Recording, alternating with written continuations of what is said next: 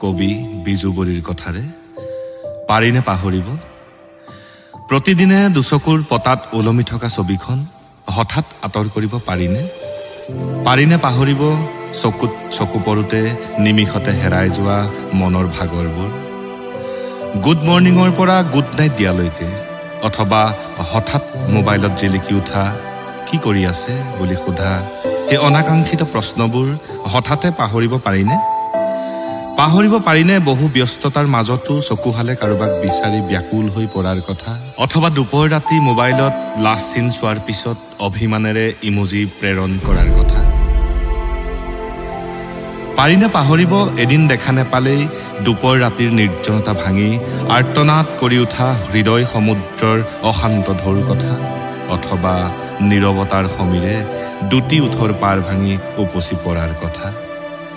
পাৰিনে পাহৰিব মনৰ মৰুভূমিক জীপাল কৰা সেই চাও নেচাওকৈ চোৱা চাৱনীতি অথবা হঠাতে দেখা পালে কঁপি উঠা আবেগৰ দুটি পাৰৰ কথা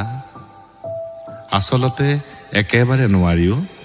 তুমি জানো পাৰিবা প্ৰতিদিনে দুচকুৰ পতাত ওলমি থকা ছবিখন হঠাৎ আঁতৰ কৰিব